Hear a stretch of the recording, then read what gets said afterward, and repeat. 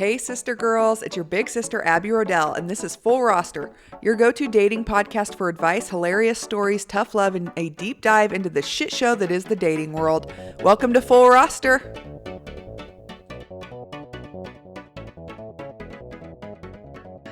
Hello, sister girls. Welcome to this week's Full Roster. Thank you so much for joining me.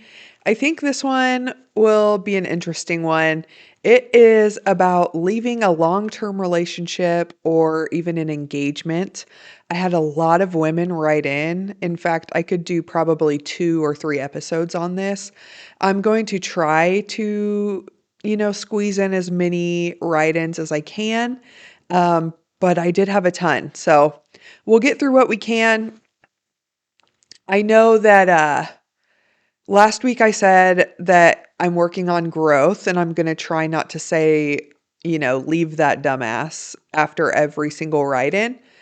After reading them though, it's like, they're writing in for a reason. Most of them are questioning whether they should stay in the relationship or not. And I just kind of feel like if you're doubting it or questioning it and you're not married, you might want to leave. I mean, I've always kind of felt that way, that life is just too short to not be having so much fun with your significant other. And when it's too hard and you're not even married yet, that maybe it isn't the right relationship for you to be in. But anyway, we're going to dive in more on that in Sister Circle.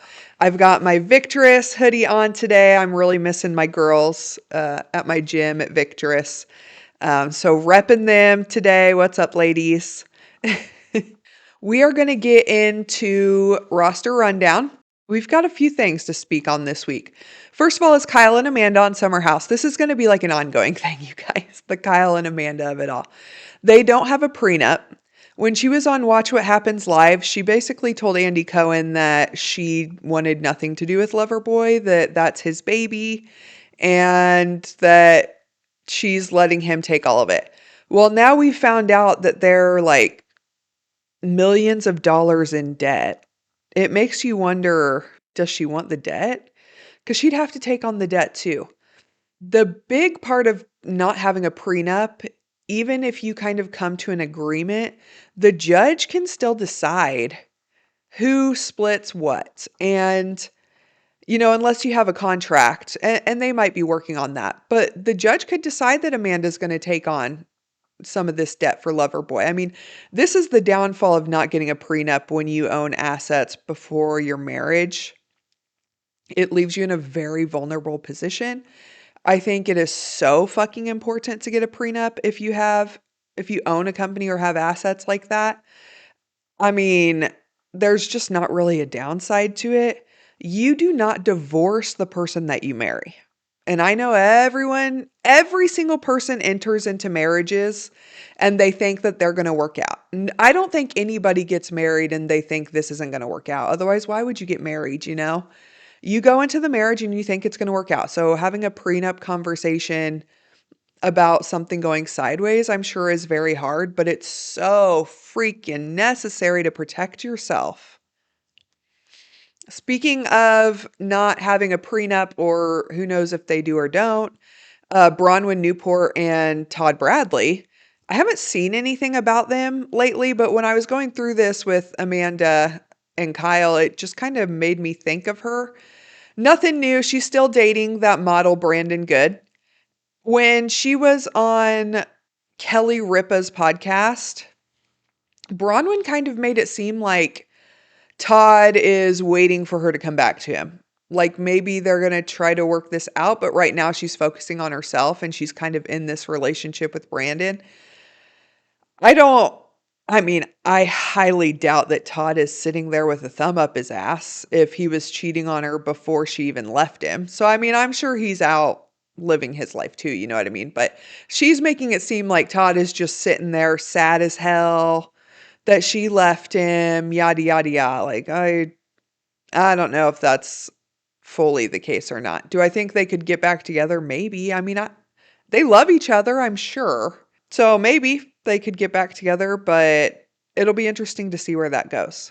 In a shocking twist, Stefan Diggs cheated on Cardi B. I think a blind person could have seen that one coming. Every single person surely saw that coming except for clearly Cardi. I don't know, dude. I don't know how you go through a relationship like the one she had with Offset and then jump right into a relationship with someone like Stephon Diggs. We don't even know the guy personally, but everyone has seen that interview of his NFL teammates when they were being asked, what teammate would you never let date your sister? And they all said Stephon Diggs. That's all we needed to know. I mean, I genuinely don't know what Cardi was thinking. In her song where she says that my payback to you is finding a man who loves me better than you did. Ugh, cringe. Cringe as fuck. As soon as I heard that lyric, I was like, "Oh, girl, that's not gonna age well."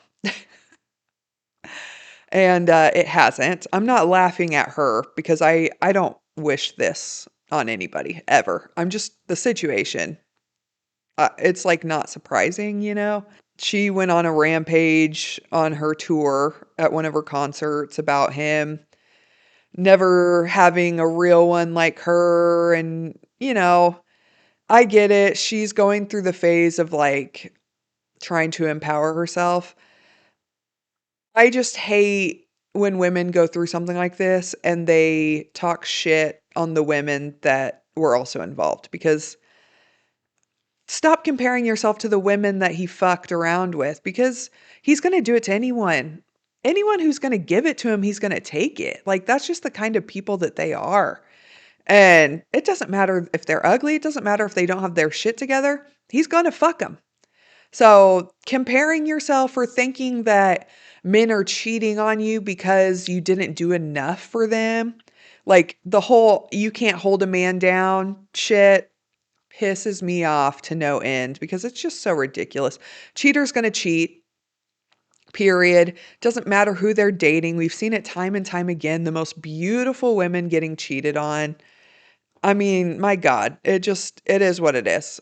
Women who know how to cook well and can cook gourmet meals for their man every single fucking day get cheated on. I'm so over the bullshit of you can't hold down a man. I'm over that.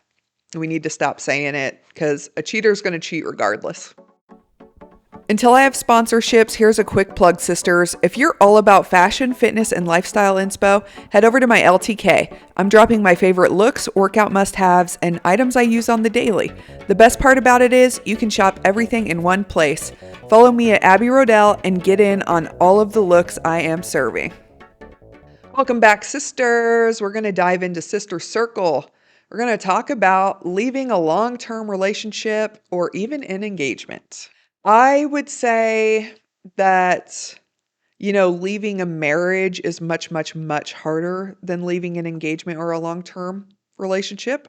I've never left an engagement before, but I have ended a couple long-term relationships and I have ended a marriage.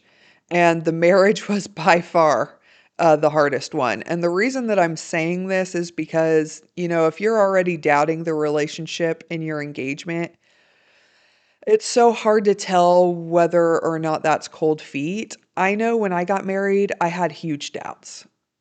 But in my mind, I was like, I can make this work for the rest of my life. Like, I have fun no matter what I do.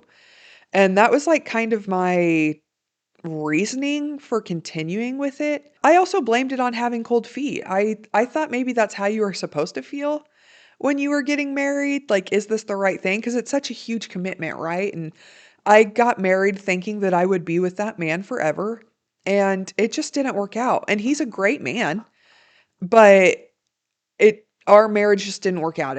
There were too many things that, I was overlooking, and it just got to the point where I couldn't overlook them anymore and I just had to get out of there. I think it would have saved us a whole lot of time and heartache if I would have just ended it in the engagement when I started feeling that way. But that didn't happen. I thought that we could work through it. I thought that the feelings that I was feeling was so normal, because people talk about getting cold feet or getting super nervous, before you get married. And so anyway, I thought I was feeling all that. So I had a lot of women write in, and we're just going to dive into the write ins right now. I've been with my partner for almost 6 months now. I know that's not a long time, but there's some intense feelings. I've never felt this way about anyone before. In the beginning, everything was perfect. Definitely some love bombing going on, I can see that now. He started abusing substances and hanging out with shady people. He started treating me horrible, but I stayed. I ended up getting pregnant. I left him because of the way he was treating me. He begged me back for 3 days and I gave in. Shortly after we got back together, I lost the baby. I was devastated and needed the comfort. He took care of me during that time. He stopped seeing his shady friends, he stopped treating me poorly, stopped drinking, and started going to AA. He's been sober and clean for 2 months. We still have bumps, of course, but mostly everything is so much better. However, I still have my triggers. It's like my brain is wired now to assume the worst things. I don't know how to get past all of the bad things. I think this is super common when you have gone through an act of betrayal from your significant other. 6 months is not a long time. I'm not denying that you love each other. I think you can love each other in 6 months. Who am I to say you can't? But 6 months is not a very long time. The intense feelings, and you acknowledging that there is some love bombing gives me some pause. Just because if it started out this way so early, maybe it's not going to get better. But you have said that he's been clean for 2 months. And I think that is huge. Absolutely huge and not something to look over. I would wonder, you're saying you're still having bumps, what those bumps are, like just little disagreements. What are the triggers that you're feeling? Like, what's he doing to trigger these feelings? I think it's incredible that he's been sober, and it sounds like that's really making a huge difference in your relationship. I think what you have to ask yourself is it worth it? Can I keep doing this the rest of my life? If you're already struggling and it's only been 6 months, I don't know if you want to do that the rest of your life. There's probably also some questioning on if you dump him, is he going to relapse? And you're probably really hanging on to that responsibility and putting it on yourself. It is not on you. Him and his sobriety is purely a him problem and responsibility. It is not a you responsibility. So you cannot decide to stay in a relationship with this man depending on that. If you think that he's been sober the last 2 months and it's made a huge difference in your relationship, I would say stick in it until he proves you wrong, you know, proves you otherwise. But if it's too much for you to stay in, life is too damn short. And I think I'll probably say that a lot in this episode is that life is just too short to staying in a relationship that isn't everything that you wanted for yourself. Here's the second one. My relationship is a mess right now. My partner and I cannot get along at all. Some of my biggest triggers are that when he is upset with me, he will alternate between silent treatment, passive aggressive comments, and refuses to touch me. Like he will move to the other side of the counter to avoid touching me. This can last for days. He says I just need to ask for a hug and he would give it, but when I have asked, he said that I've disrespected him and don't deserve a hug. Additionally, when I ask if he loves me during conflict, he alternates between sometimes and I have love for you but not in love. I feel like this is abuse, along with just other very typical things where he tells me I'm not wanted here, he doesn't even like me, he doesn't want to be around me, and has felt like that for weeks. Please help. I don't know what you need help with. You need to leave. He's point blank telling you that he doesn't respect you, he doesn't want you, he doesn't love you. I don't know how long y'all have been together. You're saying you can't even get along. I mean, where's the good in this? I mean, I'm sure there is for you to be staying around. I'm sure there is something good going on, but it sounds like most of the time he's ignoring you. He's making your needs feel like a burden. He is withholding affection from you and giving you the silent treatment. I don't know if you guys listened to our narcissist episode. I think that was episode 3. We talked about being in a toxic relationship, and those were signs that you're in a toxic relationship. I would say that you need to get out of there. Here's the third one. I've been with this guy for several years now, but this year has been really weird. He calls me names, he punishes me by not talking to me on his days off. Another one. If I tell him not to do it, he threatens to leave me and block me. The last time this happened, he said I was doing worthless bitch activities. Just because I told him when I block people, I delete the messages. When I said he probably is projecting on me and he is deleting messages, he went off on me. All of this happened after I told him something scary that my doctor told me. My mind is all messed up. He always acts like this when I am the most vulnerable. I want to leave, but I'm afraid of letting go. He's all I have and all I've known all these years. I don't know what to do or why he's acting this way. This is another great example of a toxic relationship. I mean, he's doing the same things. He's withholding affection. He is weaponizing your vulnerability. I mean, your mind is all messed up. I'm sure you are hella confused because I'm sure in addition to those two things, he's also gaslighting you and lying to you. And I'm sure he is projecting onto you about deleting messages. You always see that the guys who cheat on women are the ones that are convinced that the women are cheating on them. It's all projection. I would get out of there. You say that he's all you have and all you've known. He's not all you have because you have yourself. And I think that is also going to be a reoccurring theme in this is that the women have nobody else that they can turn to. You need to believe in yourself. We are so much stronger than we give ourselves credit for.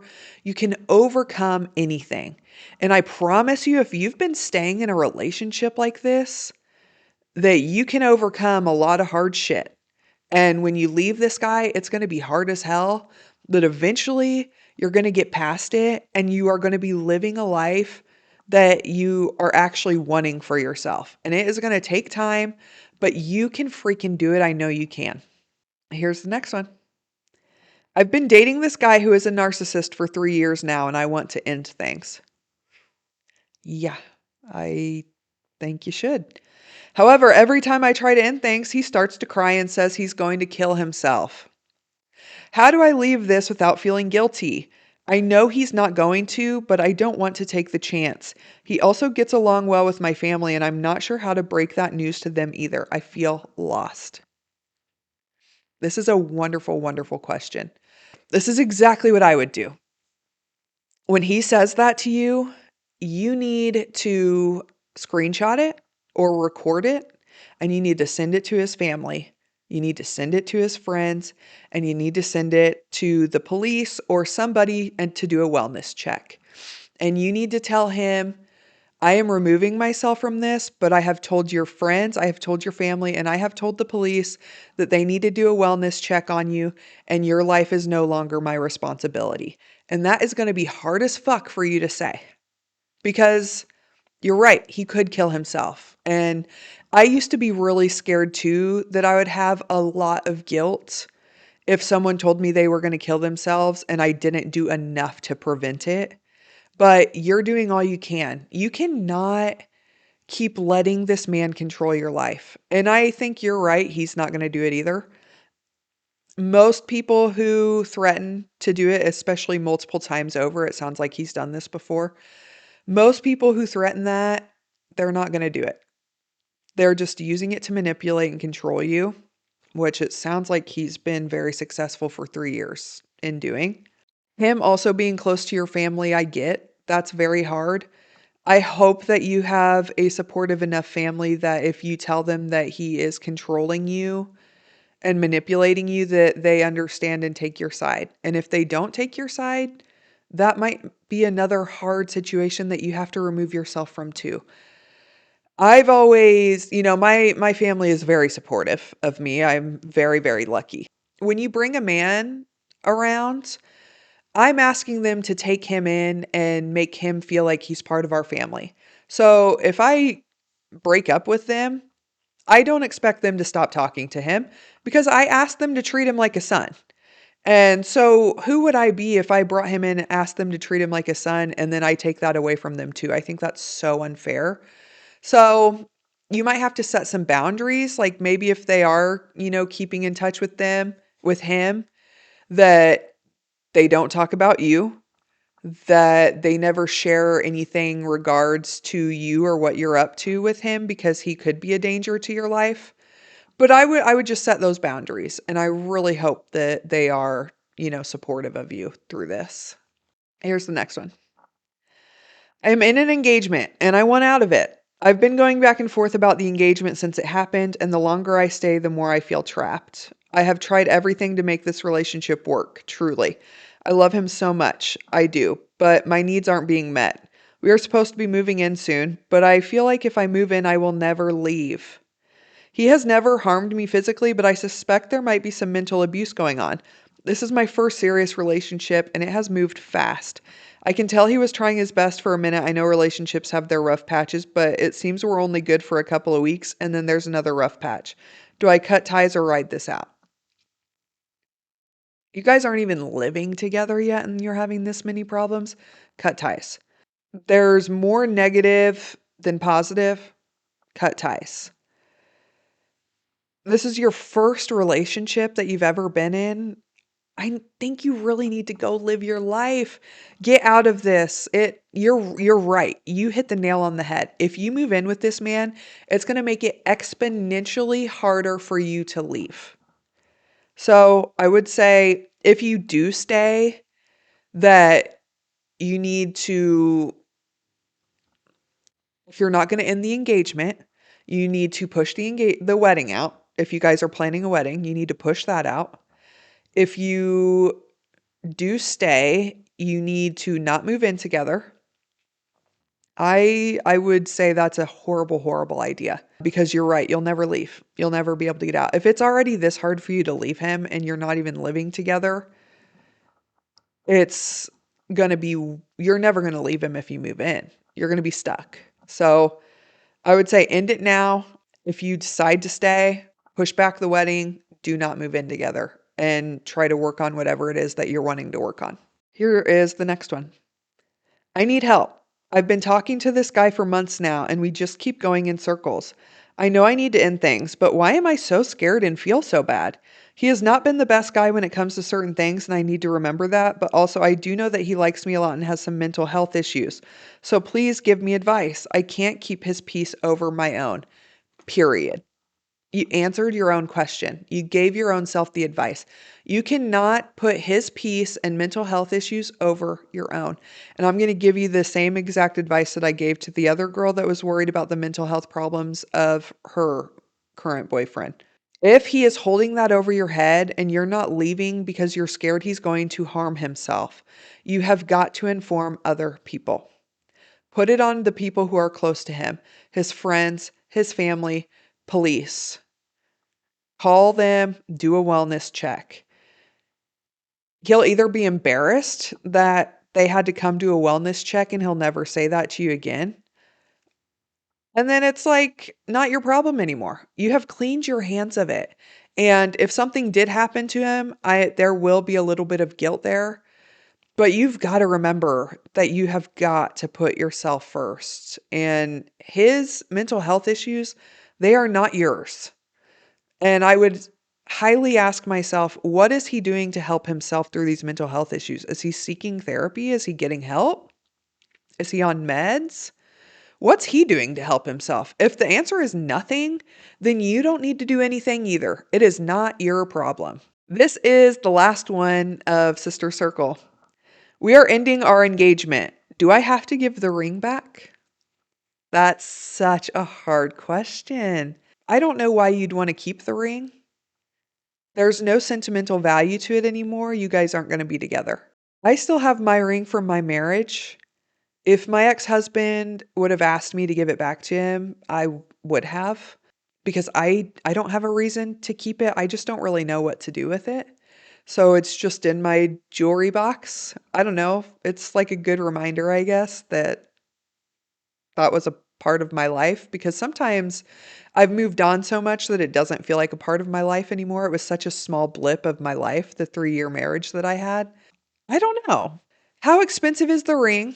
What do you plan on doing with it? Can he, get his money back? I would give it back. If he's asking for it back, I would probably give it back because that is a big deal. I'm sure it was a big expense for him to buy. And, if it didn't work out and you guys didn't get married, what are you gonna do with it? So, yeah, I would say if he's making a big deal about wanting it back, that you should probably give it back. If he's not making like a big deal about it, if he hasn't asked for it back, then do whatever you want with it. Hey, sisters, before we wrap up with our last segment, if you want even more behind the scenes, daily vibes, and want to get to know me on a more personal level, make sure you follow me on Instagram, Facebook, and TikTok at Abby Rodell. That's ABBEYROEDEL. I share everything from fashion, fitness, and lifestyle to funny or frustrating personal moments.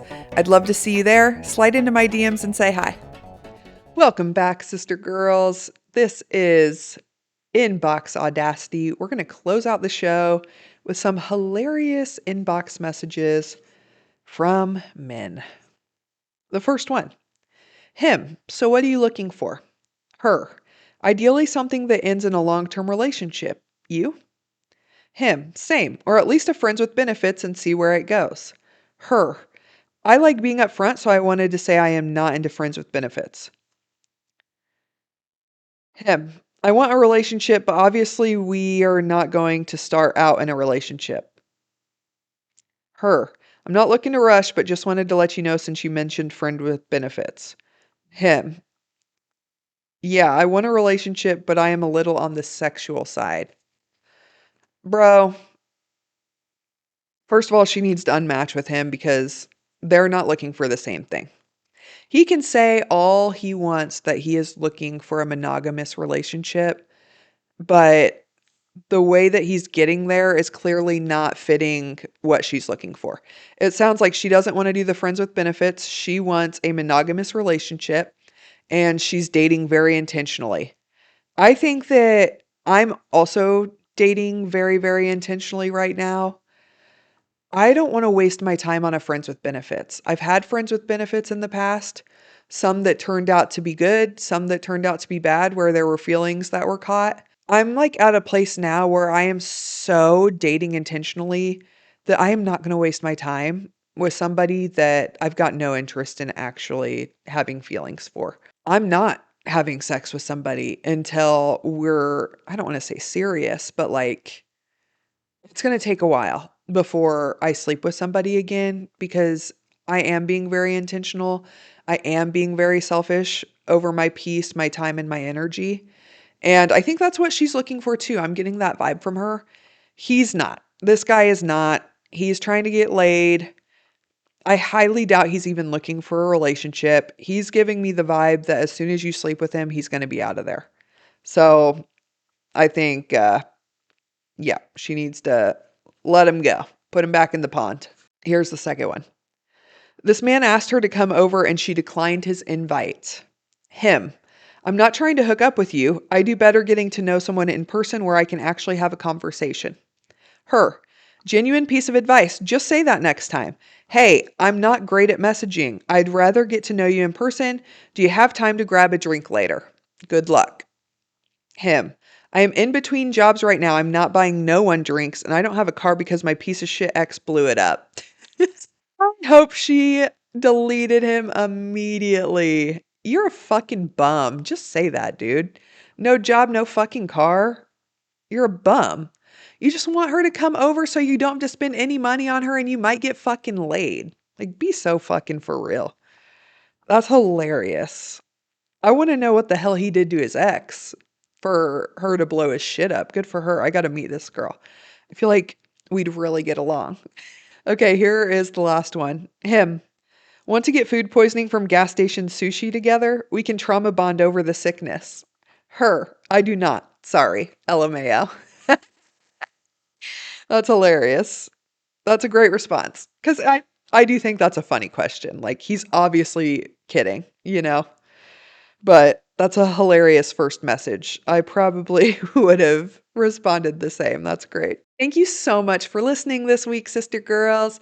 I hope you got something out of it. I hoped you enjoyed the write ins and the big sister advice. Okay, next week, since we talked about leaving a long term relationship or an engagement this week, I think it's only right that next week we talk about moving on from a relationship. If you have any do's or don'ts that you feel like sharing, or any stories of you moving on from a relationship, anything that helped you, or, horrible stories of you trying to move on and you just can't, write it in. Let me know. You can message me on Full Roster Pod on Instagram, or you can send me an email at fullrosterpod@gmail.com. Both work well for me.